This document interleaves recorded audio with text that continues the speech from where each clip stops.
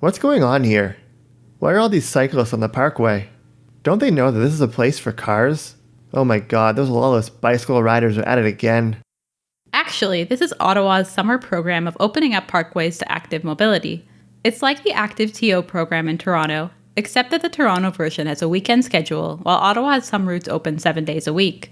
This program has actually existed since 1970, although the pandemic pushed the program to start earlier in the season, cover more days of the week, and include more routes. The parkway we've used the most is Colonel By Drive, which follows along the eastern side of the Rideau Canal in central Ottawa.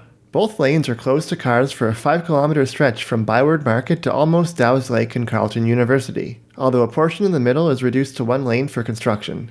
This route is open 24 hours a day, 7 days a week for 2 months, from early July to early September.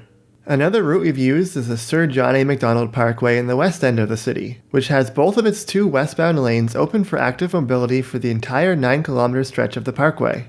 This one is limited to weekends from 8 a.m. to 4 p.m., although it lasts for 5 months from early May to mid-October. These parkway openings, especially the routes that aren't limited to the weekend, are a pretty respectable step toward rethinking public space and prioritizing cars less.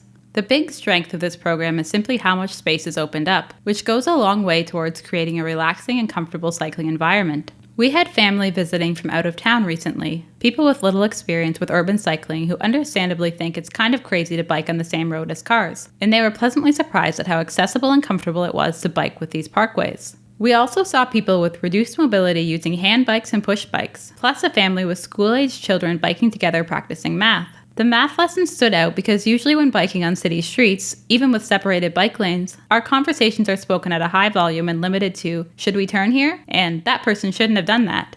One weaker component of this program is that most of these parkways already have multi-use trails following along them. This means that the parkways add much appreciated capacity and comfort, reducing conflicts and allowing everyone to go their own speed, but they don't actually add any completely novel routes or make any new neighborhood connections in Ottawa's bike network.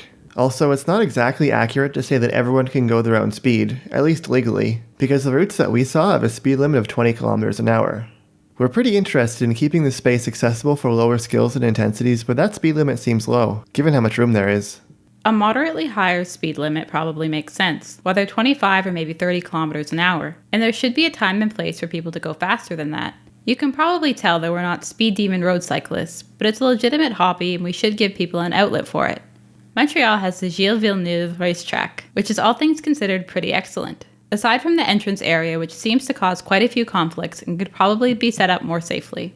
Toronto, on the other hand, doesn't have much space for sport cyclists at all, leading them to use places like High Park, which recently resulted in a ticket blitz. Ottawa actually included an early morning fast lane in the Parkway program in 2018, but we can't find any details on that being included this year. These parkways are well staffed by the National Capital Commission, or NCC, with an attendant and barricade at each intersection with regular roads. This does emphasize the temporary event nature of the program, but it's useful. They turn back and explain to confused motorists why they can't take the route they want, and we also saw them checking on cyclists and pedestrians who are taking shelter under a bridge during a particularly strong thunderstorm. The NCC also provides public washrooms, which is always nice. In total, there have been 4 parkways included in the program in Ottawa this year, in addition to a few different routes in Gatineau, although those are all in Gatineau Park, which deserves its own video. As always, don't forget to bike on the Parkway and subscribe.